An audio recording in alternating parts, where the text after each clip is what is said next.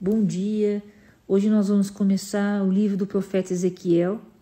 Também é um pouquinho mais longo as leituras, hoje do capítulo 1 ao capítulo 10. E também às vezes são palavras fortes, porque Deus está educando o povo que teimava e não obedecia a sua lei. Então ele estava punindo, mas uma punição para trazer o povo a obedecer, porque obedecendo tem a bênção, tem as coisas boas que acontecem quando obedecemos a Deus. Então, é uma leitura no começo de Ezequiel um pouquinho mais forte, tá bom? Mas é toda uma pedagogia que Deus está fazendo com o seu povo, para que o seu povo entenda a necessidade de se obedecer a Deus. Em nome do Pai, do Filho e do Espírito Santo. Amém. Vem, Espírito Santo, vem sobre os nossos ouvidos, sobre os nossos corações com a Tua palavra, para que sejamos pessoas transformadas e cada vez mais possamos nos moldar segundo essa palavra, em nome de Jesus. Amém. Capítulo 1. Visão divina. No 30º ano, no 5º dia do 4º mês, quando me encontrava entre os deportados às margens do rio Cobar, abriu-se os céus e contemplei visões divinas. No 5º dia do mês, era o 5º ano do cativeiro do rei Joaquim, foi a palavra do Senhor dirigida ao sacerdote Ezequiel, filho de Buzi, na Caldeia, às margens do rio Cobar. Neste lugar veio a mão do Senhor sobre mim. Tive então uma visão, soprava do lado norte um vento impetuoso, uma espessa nuvem com um feixe de fogo resplandecente, e no centro saía do meio do fogo algo que possuía um brilho vermelho. Distinguia-se no centro a imagem de 4 seres que aparentavam possuir forma humana. Cada um tinha 4 faces e 4 asas, suas pernas eram direitas e as plantas de seus pés se assemelhavam às do touro e cintilavam como bronze polido. De seus 4 lados, mãos humanas saíam por debaixo de suas asas. Todos os 4 possuíam rostos e asas. Suas asas tocavam uma na outra. Quando se locomoviam, não se voltavam. Cada um andava para a frente. Quanto ao aspecto de seus rostos, tinham todos eles figura humana. Todos 4 uma face de leão pela direita, todos os 4 uma face de touro pela esquerda, e todos os 4 uma face de águia. Eis o que havia no tocante às suas faces. Suas asas estendiam-se para o alto, cada qual tinha 2 asas que tocavam as dos outros e 2 que lhes cobriam o corpo. Cada qual caminhava para a frente, iam para o lado aonde os impeliam o espírito, não se voltavam quando iam andando. No meio desses seres divisava-se algo parecido como brasas incandescentes, como tochas que circulavam entre eles, e desse fogo que projetava uma luz deslumbrante saíam relâmpagos. Os seres zigue-zagueavam como raio. Ora, enquanto contemplava esses seres vivos, divisei uma roda sobre a terra ao lado de cada um dos espíritos, dos 4. O aspecto e a estrutura dessas rodas eram de uma gema de Társis. Todas as 4 se assemelhavam e pareciam construídas uma dentro da outra. Podiam deslocar-se entre 4 direções, sem retomarem seus movimentos. Seus arons eram de uma altura assombrosa, guarnecidos de olhos em toda a circunferência. Quando os seres vivos se deslocavam ou se erguiam da terra, locomoviam-se as rodas e se elevavam com eles. Para onde os impulsionava, o espírito iam eles, e as rodas com eles se erguiam, pois o espírito do ser vivo de igual modo animava as rodas. Quando caminhavam, elas se moviam, quando paravam, também elas interrompiam o curso.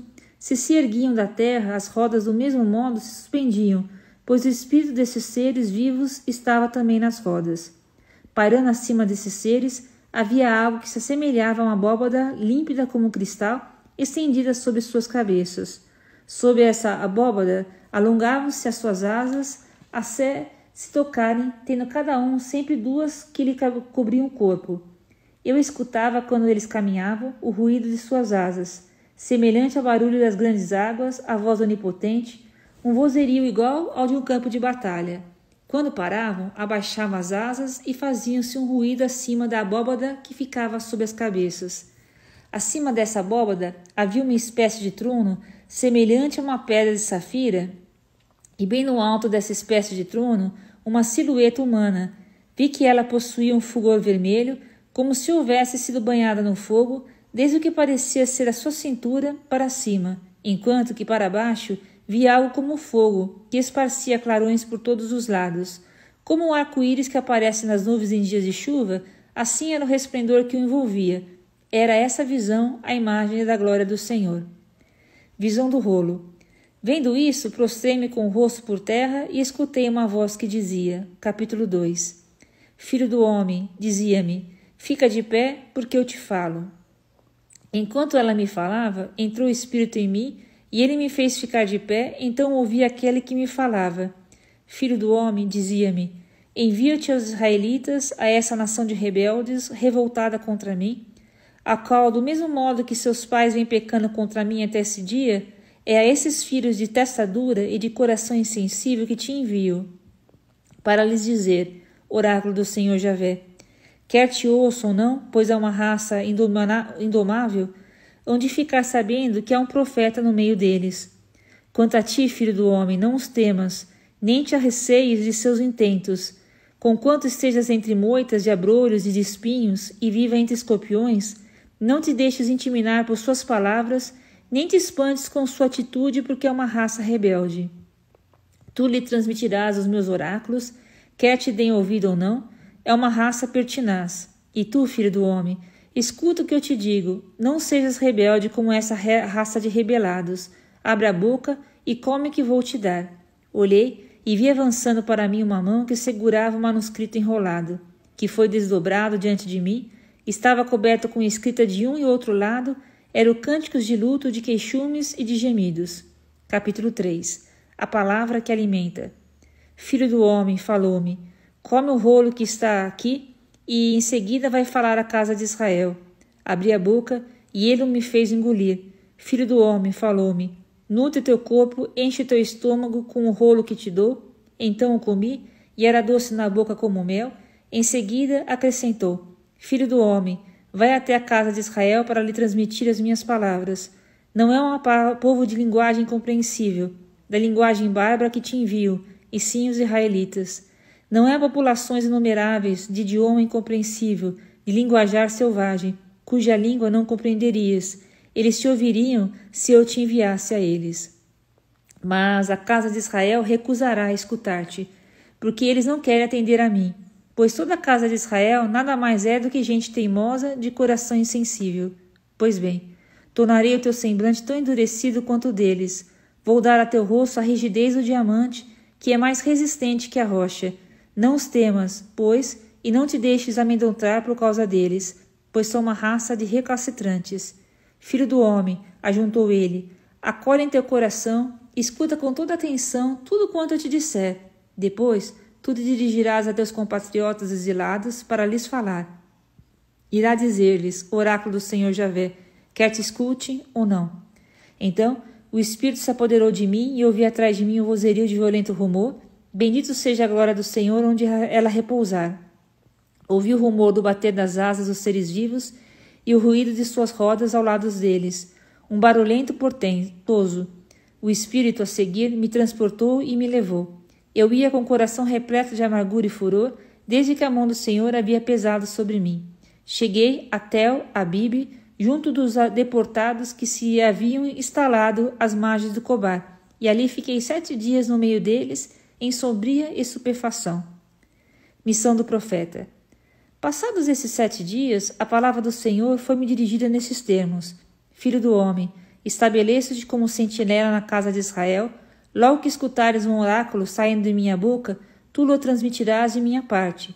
Se digo a Malévolo que ele vai morrer, e tu não o prevines, e não te falas para pô-lo de sobreaviso em razão do seu péssimo proceder, de modo que ele possa viver, ele há de perecer por causa de seu delito, mas é a ti que te pedirei conta do seu sangue. Contudo, se depois de advertido por ti não se corrigir a malícia e perversidade, ele perecerá por causa de seu pecado, enquanto tu has de salvar a tua vida. E quando o justo abandonar-se a justiça para praticar o mal, e eu permitir diante dele algum tropeço, ele perecerá. Se não advertires, ele morrerá por causa do seu delito, sem que sejam tomadas em conta as boas obras que anteriormente praticou, e é a ti que pedirei conta do seu sangue. Ao contrário, se advertires ao justo que se abstenha do pecado, e ele não pecar, então ele viverá graças à tua advertência, e tu assim terás salvo a tua vida. A mão do Senhor veio ali sobre mim. Vamos, disse-me ele, vai à planície onde te vou falar. Pus-me então a caminho para a planície, e eis que a glória do Senhor lá estava, tal qual eu havia contemplado às margens do Cobar. E caí com a face em terra. Mas o Espírito do Senhor entrou em mim para me pôr em pé, enquanto me falava o Senhor. Vai encerrar-te em tua casa, filho do homem, vai amarrar-te com cordas para que não possas mais ir ao meio deles. Prenderei tua língua a teu paladar, de modo que teu mutismo te impeça de repreendê-los, pois é uma raça de recalcitrantes. Quando eu, porém, te falar, te abrirei a boca, e tu lhes dirás, oráculo do Senhor Javé, que escute então aquele que quiser escutar, e que não escute aquele que não quiser, pois é uma raça de recalcitrantes. Capítulo 4. Ações simbólicas. Filho do homem, toma um tijolo, põe-se-no diante de ti e desenha nele a cidade de Jerusalém. Farás contra ela trabalhos de assédio, contra ela construirás terraços e trincheiras, estabelecerás campos e prepararás arrietes. Tomarás em seguida uma frigideira de ferro e o colocarás como uma muralha de ferro entre ti e a cidade. Em seguida, voltarás contra ela a tua face, ela será atacada e farás então um assédio. Será isso um símbolo para a casa de Israel. Deita-se sobre o lado esquerdo e toma sobre ti a iniquidade da casa de Israel. Todo o tempo que ficardes assim, deitada levará a sua iniquidade. E eu fixo o número dos anos do seu pecado, segundo o número de dias que te concedendo 390 dias, durante os quais carregarás a iniquidade da casa de Israel. Quando esse período estiver terminado, tu te deitarás sobre o lado direito, para de novo levar a iniquidade da casa de Judá durante 40 dias. Cada dia que te concedo corresponde a um ano. Voltarás a tua face e estenderás o teu braço nu para Jerusalém, sitiada, profetizando contra ela. Eu te ligarei com cordas, para que não possas volver-se de um lado para outro, até que tenhas chegado ao termo dos dias de tua reclusão. Tomarás trigo, cevada, favas, lentilhas, milho e aveia, que guardarás em um meio recipiente para fazeres o teu pão. É isso que comerás durante todo o seu tempo que estiveres deitado, ou seja, por 390 dias.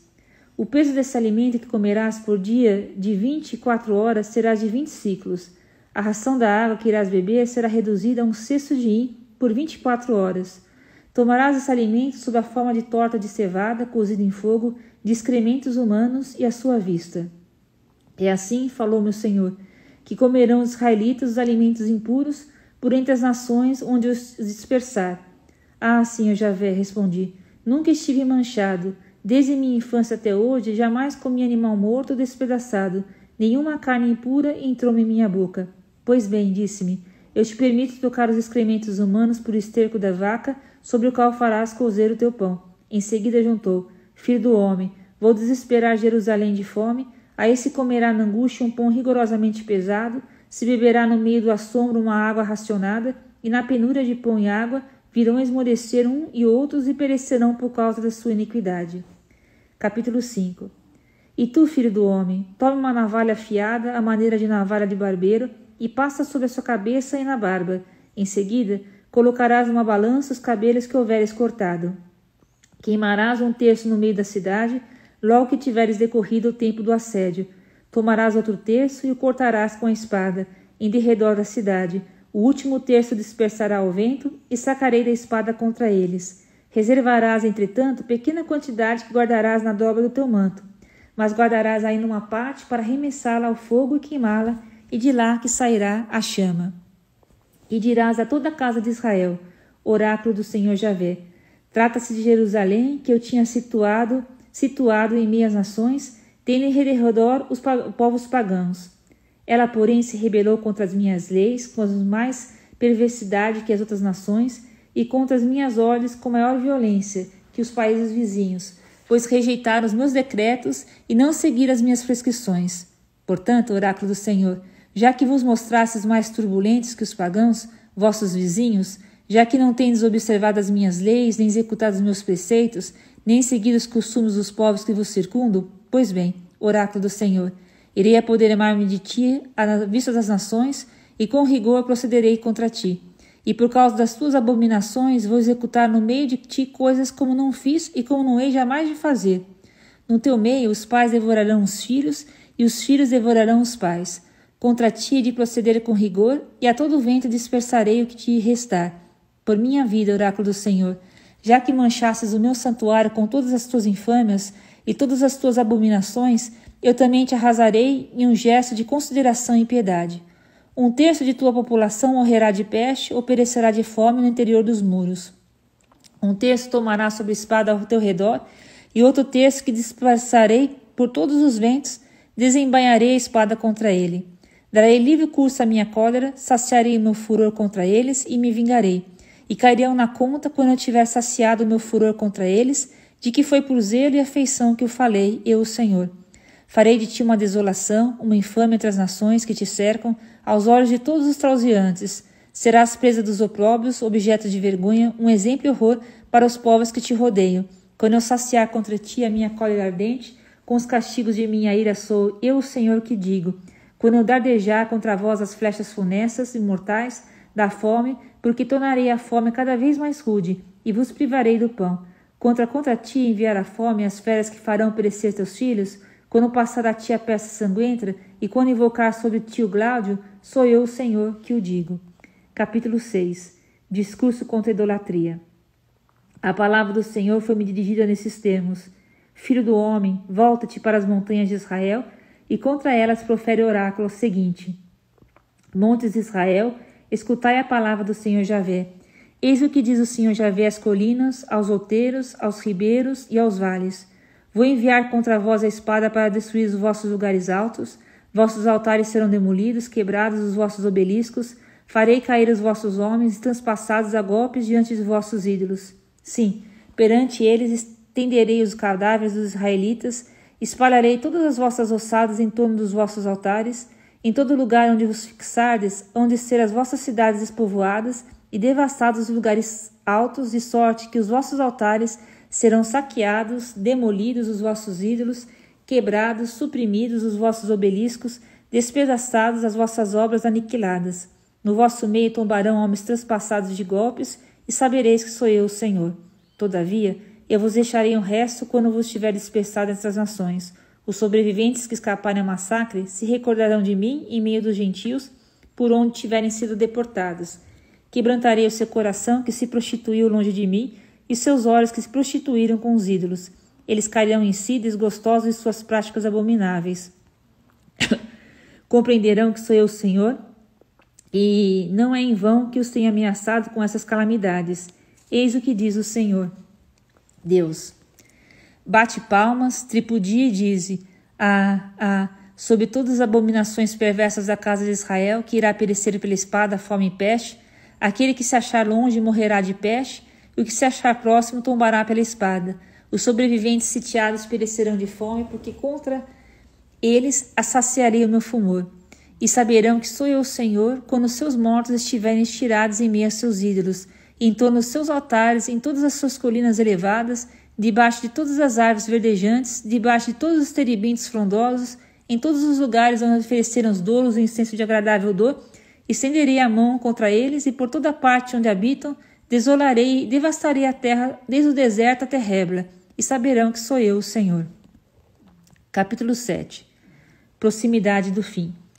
A palavra do Senhor foi dirigida nesses termos: Filho do homem, oráculo do Senhor à terra de Israel, eis o fim.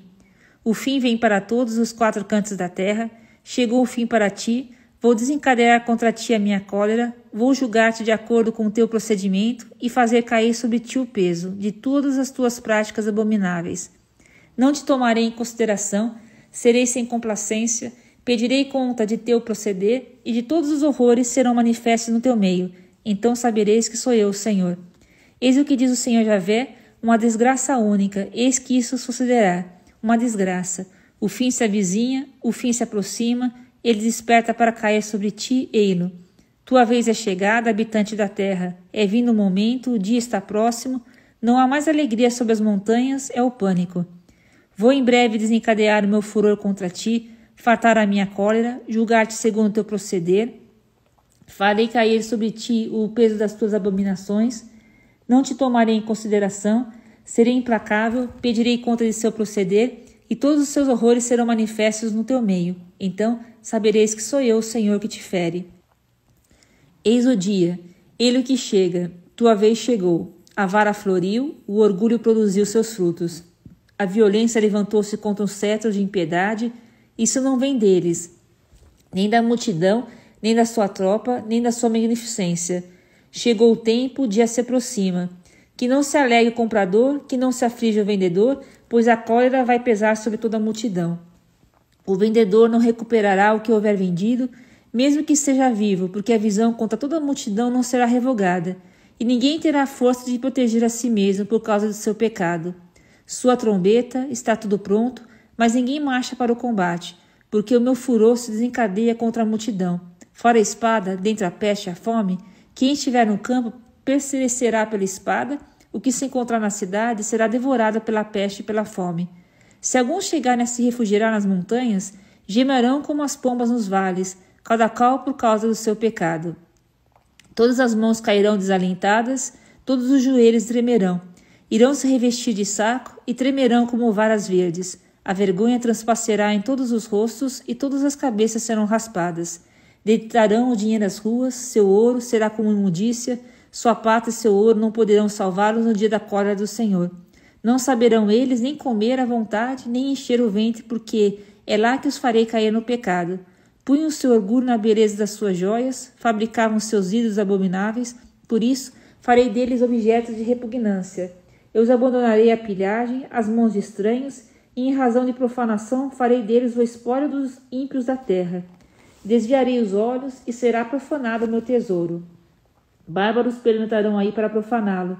Prepara-te uma cadeia, pois a terra está repleta de crimes, e a cidade é cheia de violências. Farei vir também os mais bárbaros pagãos, que se apoderarão de todas as casas. Porei termo ao orgulho dos poderosos, e os lugares santos serão profanados. É a ruína que está chegando.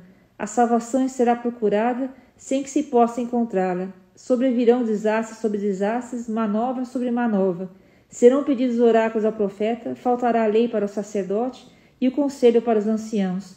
O rei há de pôr luto, ficará o príncipe cheio de consternação, tremerão as mãos dos homens do povo, eu os tratarei de conformidade com o proceder que levaram, irei julgá-los conforme houverem merecido, então saberão que sou eu o Senhor.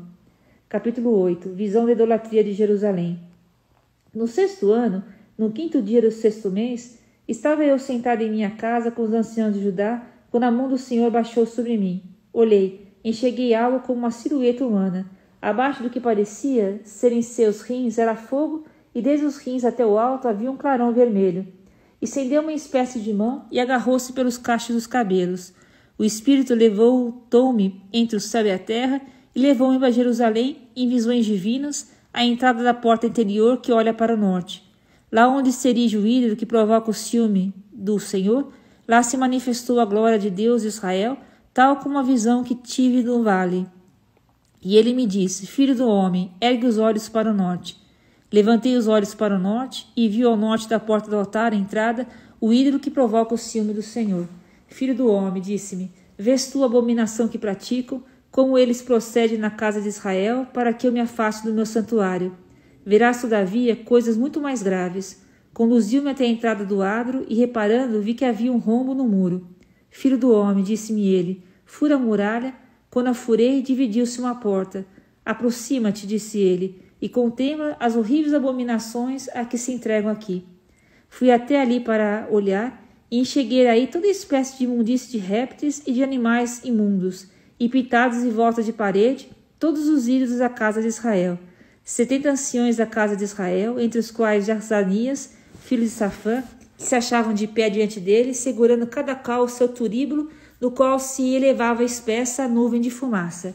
Filho do homem, disse-me ele, vês tu o que fazem os anciões de Israel na obscuridade, cada um deles em sua câmara, guarnecida de ídolos, pensando que o Senhor não os vê e que ele abandonou a terra? E ajuntou, verás ainda abominações mais graves que eles estão cometendo. Conduziu-me então para a entrada da porta setentrional da casa do Senhor. Mulheres estavam sentadas, chorando Tamuz. Filho do homem, falou-me, tu vistes? Verás ainda abominações piores do que essas. Levou-me então ao interior do templo, à entrada do santuário do Senhor. Entre o vestíbulo e o altar, avistei cerca de 25 homens que, de costas para o santuário do Senhor, com a face voltada para o ente, se prosternavam diante do sol. Filho do homem, disse-me ele, vês isto? Não basta a casa de Judá entregar-se a esses ritos abomináveis que aqui se praticam? Haverá ainda ela de encher a terra de violência e não cessará de me irritar? Eles que trazem ao ramo o nariz, está bem. Eu de minha parte procederei com furor, não terei condescendência, serei impiedoso, inutilmente clamarão a meus ouvidos, não os ouvirei. Capítulo 9. Castigo de Jerusalém. Depois ouvi gritar em voz forte, aproximai-vos vós os guardas da cidade, trazendo cada um de vós um instrumento de destruição. Surgirão então do pórtico superior que olha para o norte, 6 homens trazendo cada um na mão um instrumento de destruição. Encontra-se no meio deles uma personagem vestida de linho, trazendo à cintura um tinteiro de escriba. Entraram para se colocar de pé ao lado do altar de bronze. Então, a glória do Senhor de Israel se elevou de cima do querubim, onde repousava, até a soleira do templo. Chamou o Senhor o homem vestido de linho, que trazia à cintura os instrumentos do escriba, e lhe disse: percorre a cidade, o centro de Jerusalém, e marca com uma cruz na fronte os que gemem e suspiram devido a tantas abominações que na cidade se cometem. Depois, dirigindo-se aos outros em minha presença, disse-lhe: percorri a cidade logo em seguida e feri. Não tenhais consideração nem piedade. Velhos, jovens, moços, moças, crianças e mulheres, matai todos até o total extermínio. Precasei-vos, todavia, de tocar em que estiver assinalado por uma cruz. Começai por meu santuário. Começaram pelos anciões que encontraram defronte ao templo. Manchai o templo, disse-lhes, e enchei de cadáveres de adros, e em seguida saí. E foram eles para prosseguir um morticínio na cidade. Permanecendo só durante esse massacre, prostrei-me de face com a terra e gritei: ah, Senhor Javé, ides exterminar o que resta de Israel, desencadeando o vosso furor contra Jerusalém? A falta de Israel e de Judá é grande, muito grande, respondeu-me. A terra transborda de sangue e a cidade extravasa de perfeição, porque dizem entre eles: o Senhor abandonou a terra, o Senhor não enxerga mais nada. Está bem, eu de minha parte não terei complacência, eu me mostrarei impiedoso, farei recair sobre a sua cabeça o peso de seu proceder. Depois disso, reapareceu o personagem vestido de linho que trazia à cintura os instrumentos de escriba, vinha prestar contas, fiz o que me ordenastes. Capítulo 10. Movimento de glória. Olhei na abóbada estendida acima da cabeça dos querubins, havia como uma pedra de safira, uma espécie de trono que aparecia sobre eles. O Senhor disse então ao homem vestido de linho: passa no meio das rodas, debaixo do querubim, enche a casa de carvões ardentes que tomarás entre os querubins e espalha essas brasas sobre a cidade. E ele se foi sob as minhas vistas. Quando o homem acabou de fazer isso, estavam os querubins à direita do templo e a nuvem enchia o átrio interior. A glória do Senhor levou-se acima dos querubins até a soleira do templo. Enquanto o esplendor da glória do Senhor enchia o átrio, a nuvem invadiu o templo.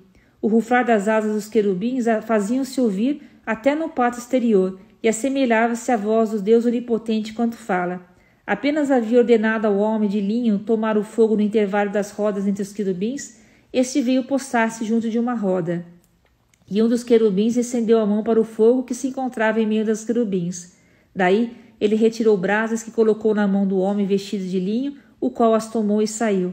Notei que os querubins pareciam ter mãos humanas sob as asas. Eu olhei ainda, havia ao lado dos querubins 4 rodas, uma junto a cada um deles. Possuíam um clarão da gema do Tarsis, todas as 4 pareciam ter a mesma forma e cada uma parecia estar no meio da outra.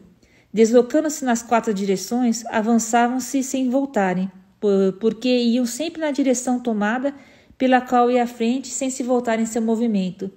Todo o seu corpo, suas costas, suas mãos e suas asas, assim como as rodas, achavam-se guarnecidas de olhos em redor. Cada um dos 4 possuía uma roda. Ouvi que se dava a esses rodas o nome de turbilhão. Cada um dos querubins tinha 4 faces, o primeiro a de um querubim, o segundo o aspecto humano, o terceiro de um touro e o quarto de uma águia. Os querubins se elevaram entre os seres vivos que eu tinha visto às margens de Cobar. Quando os querubins se deslocavam, as rodas se deslocavam com eles. Quando desdobravam as asas para elevar-se da terra, as rodas não se desprendiam deles. Quando paravam, as rodas paravam. Se elevavam no espaço, elas de igual modo se elevavam, porque o espírito desses seres vivos estavam também nelas. De repente, a glória do Senhor deixou a soleira do templo e pousou sobre os querubins. Esses desdobravam as asas e os vi alçarem-se da terra com as rodas do lado para partirem. Eles pararam à entrada da porta oriental do templo, dominados pela glória do Senhor. Estavam lá os seres vivos que eu tinha visto debaixo do Deus de Israel, às margens do Cobar, e reconheci os querubins. Cada um tinha 4 figuras e 4 asas, e sob as suas asas algo parecido com mãos humanas. Suas figuras assemelhavam-se àquelas que eu tinha visto às margens do Kobar. Cada um deles ia para a frente diante de si.